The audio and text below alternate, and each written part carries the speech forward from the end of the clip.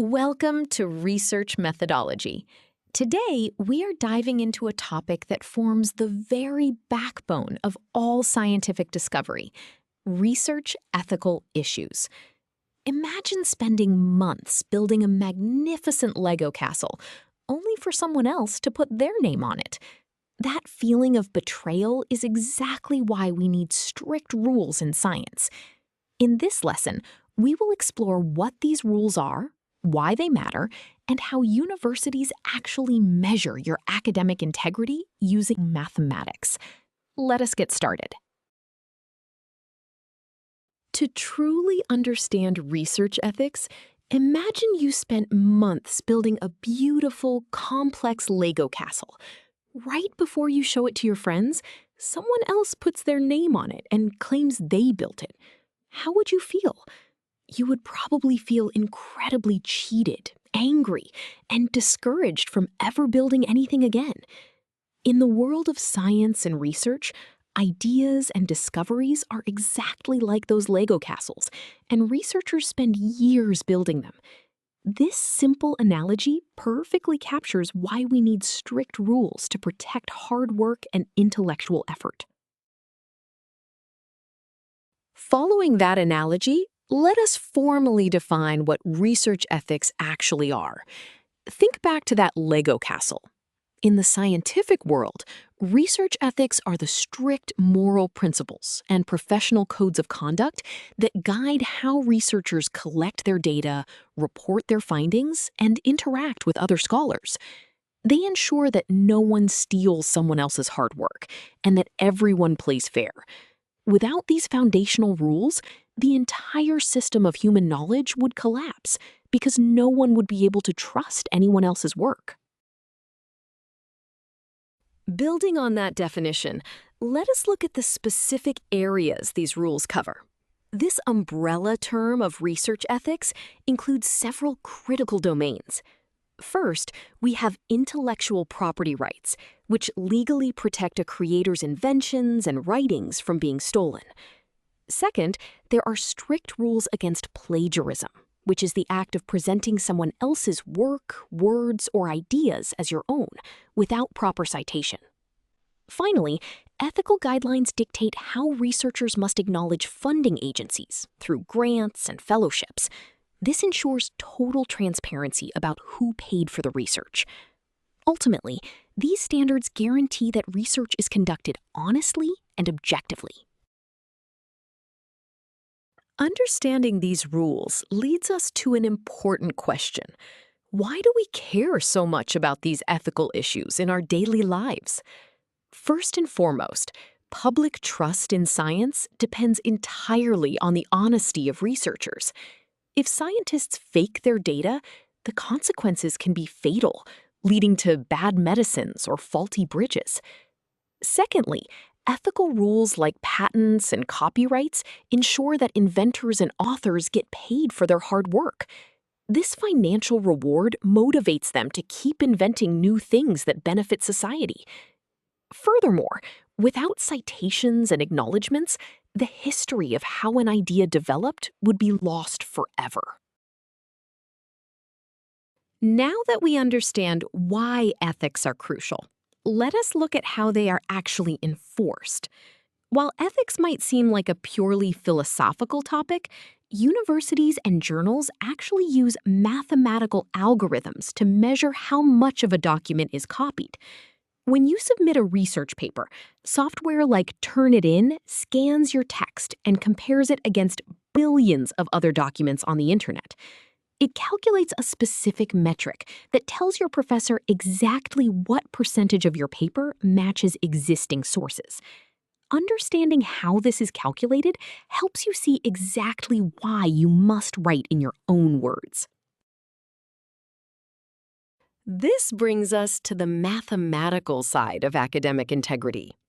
The software calculates what is known as the Plagiarism Similarity Index.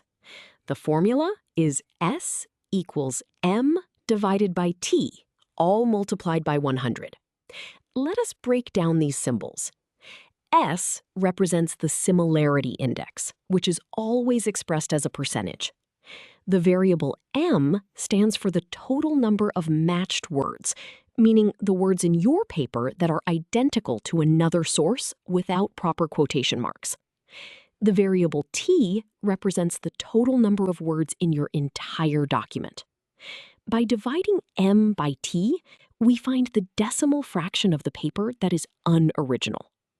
Multiplying by 100 converts this into a readable percentage. If m increases because a student copied more text, the similarity percentage, s, will directly increase. Before we move on, let us see this formula in action with a concrete example. Let us imagine a struggling student named John who writes a report with a total word count of 2,500 words. Because he is short on time, he copies paragraphs from Wikipedia, resulting in 450 matched words. The university's maximum allowed similarity is 15%. We substitute m equals 450 and t equals 2,500 into our formula. Dividing 450 by 2,500 gives a decimal value of 0.18. Multiplying by 100 shifts the decimal, giving us a final similarity index of 18%. Because 18% is higher than the strict 15% cutoff, John's paper will automatically be flagged for plagiarism. Now that we have seen how plagiarism is penalized, let us look at how ethical behavior is rewarded. Another major part of research ethics is ensuring creators are paid fairly through intellectual property rights, specifically through royalties. When a researcher patents a new invention and licenses it to a company, they sign a contract to receive a percentage of the sales. This financial agreement is a fundamental part of honoring intellectual property in the real world. If a company attempts to hide their true sales and artificially lower the reported revenue to avoid paying the inventor, they are committing a severe ethical violation. Let us look at the math behind this process. This brings us to the standard royalty formula, which is a direct mathematical translation of the legal contract binding the two parties. The formula is R equals R times V. Here, R represents the royalty money the researcher ethically and legally deserves, measured in dollars. The lowercase r is the agreed royalty rate, which is a percentage usually expressed as a decimal in the calculation. Finally, V stands for the total sales volume, or revenue generated by the company, also measured in dollars. If the sales volume V increases, the royalty payment R increases proportionally, ensuring the inventor shares in the commercial success of their hard work. Let us apply this formula to a real-world scenario. Suppose a brilliant university researcher patents a new water filtration device. The contract states she will receive a royalty rate of 5%, which is 0.05 as a decimal. In 1 year, the company sells $500,000 worth of filters. We need to find her rightful payment. We substitute the royalty rate of 0.05 and the total sales volume of 500,000 into our linear equation. Multiplying these values extracts exactly 5% of the total revenue. The calculated royalty payment comes out to $25,000. This means the researcher has ethically and legally earned $25,000 for her brilliant invention. Having calculated both penalties and rewards, let us visualize the broader consequences of these choices. On screen is a flowchart comparing two distinct paths a researcher can take. The top path, highlighted in green, represents ethical research. It starts with an original idea, moves through proper citations and peer review, and ultimately leads to work that is published and trusted by the scientific community. In stark contrast, the bottom path, in red, shows unethical research. It begins with a copied idea or plagiarism, often leads to faked data, and inevitably gets caught by tools like the similarity index. The final result is a retracted paper and a disgraced researcher.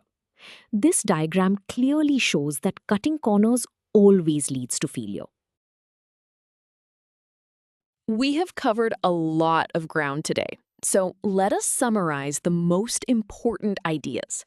First, research ethics are the foundational rules that keep the entire scientific community honest, fair, and trustworthy. Second, we learned that academic integrity is not just a concept, it is measured mathematically using tools like the Plagiarism Similarity Index to ensure originality. Third, respecting intellectual property rights by paying fair royalties ensures that inventors get the credit and financial reward they deserve.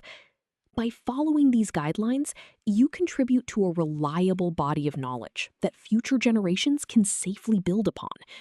Always remember that in research, how you find your answers is just as important as the answers themselves.